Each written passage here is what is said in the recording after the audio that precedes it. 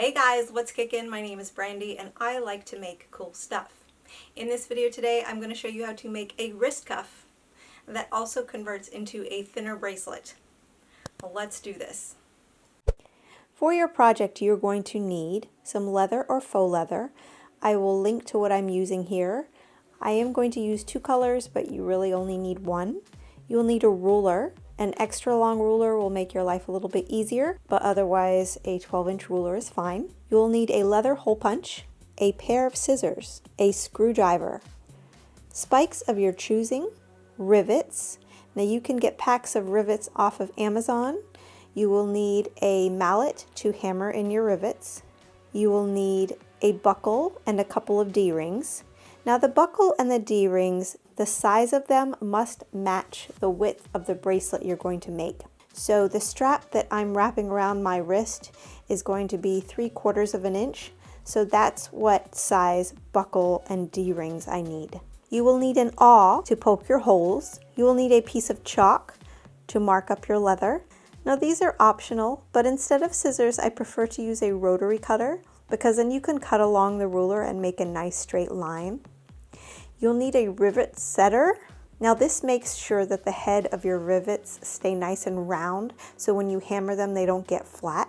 And if you're going to use a rotary cutter, you'll need a cutting mat. So you're going to start off by measuring your wrist. You don't have to use a measuring tape. You can use something stringy, wrap it around your wrist, and then hold it up to a ruler to see how long it is. My wrist is approximately 6 inches. So for my bracelet, I'm using 2 different pieces of leather with 2 different thicknesses. The piece that's actually going to wrap around my wrist and buckle, I'm going to cut to 3/4 of an inch. So it's going to be 3/4 of an inch wide, and then length will have to be fairly long because my wrist is 6 inches, plus I'm going to add 2 inches for the buckle and the D-rings, plus I'm going to add another 2 inches for the hole. So I'm going to need at least a 10-inch long strip. The second piece, I'm going to cut to a width of 1.5 inches wide, but it doesn't need to be quite as long. This one does not have to buckle around my wrist.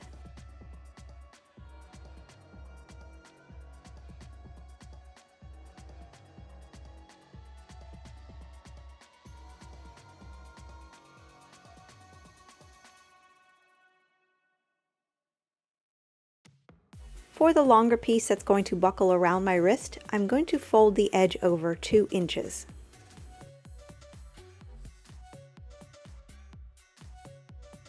At the end, I'm going to poke a hole where the buckle is going to go. I'm going to put 2 hole punches on the largest punch right next to each other. That will give the buckle enough room. Then I'm poking my hole where the rivets should go.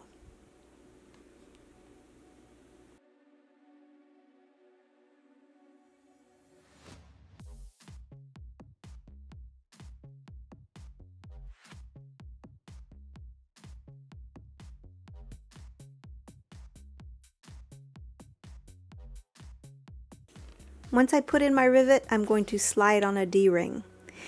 Now a little bit later on, I decided to go back and use 2 D-rings instead of 1. So I would have 1 D-ring next to the buckle and then 1 D-ring a little bit further down. And that way your bracelet's a little bit more secure.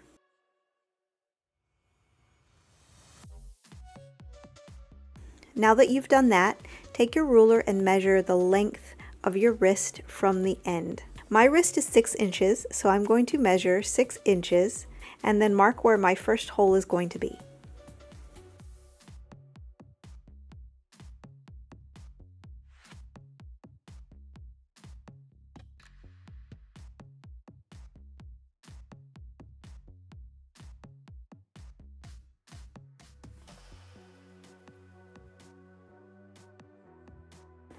Here's the part where I decided to go back and add the extra D-ring. To measure the second piece of leather, place it close to the first rivet and then measure from that rivet to your first hole. And it's going to be right inside that.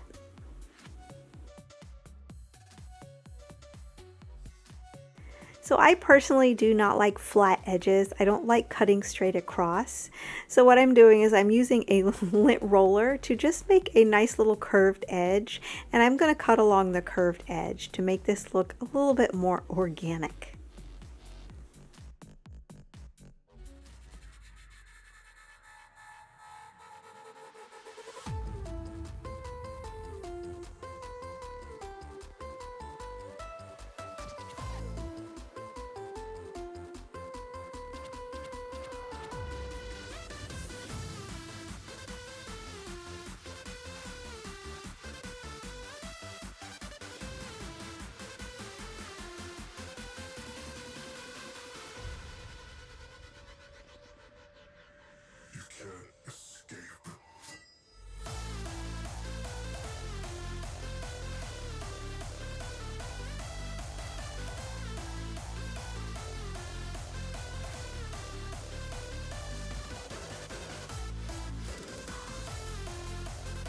Since my wrist is pretty small, I'm not going to use any rivets in the middle part because I want to put as many spikes as possible.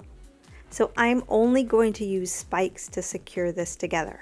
And with that comes an advantage because then you can have two pieces. If you want to just wear a little thin bracelet, you can, or you can add the wider part and have an actual wrist cuff.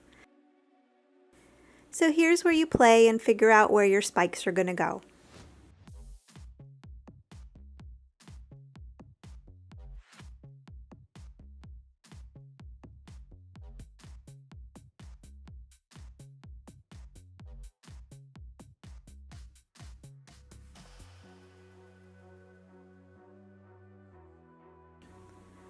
So the spikes I'm using are spikes that I got from Studs and Spikes, and then I'm using also some pyramid spikes that I got from Amazon.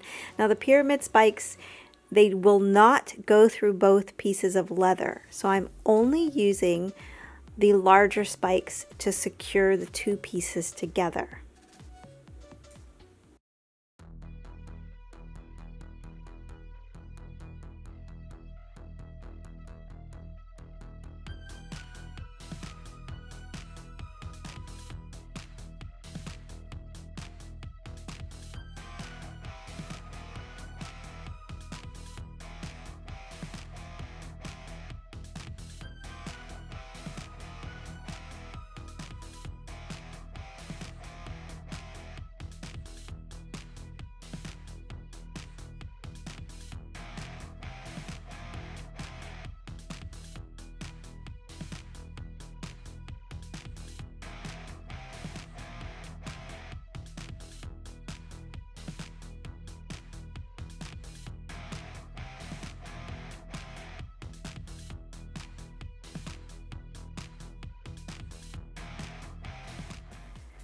The pyramid spikes, I think there is a tool out there that can make the actual holes for the pyramid spikes, but I just find them easy enough to just punch them straight through.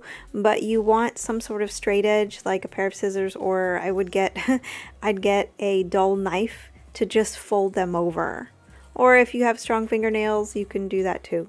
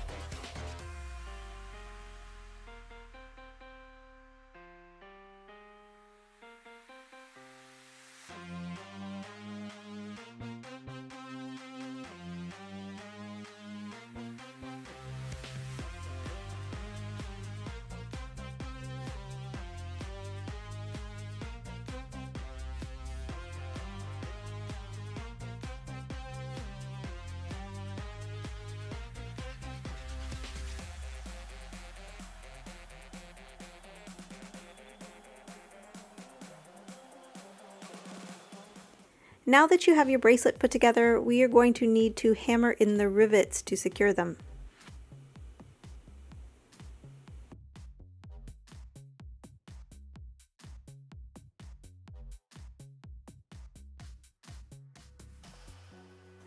And now you have your cuff.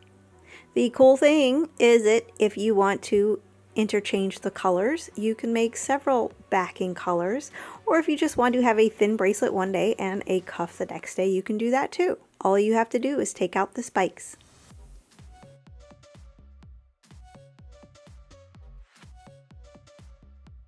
Stack your bracelet with your other bracelets and it looks so freaking cool.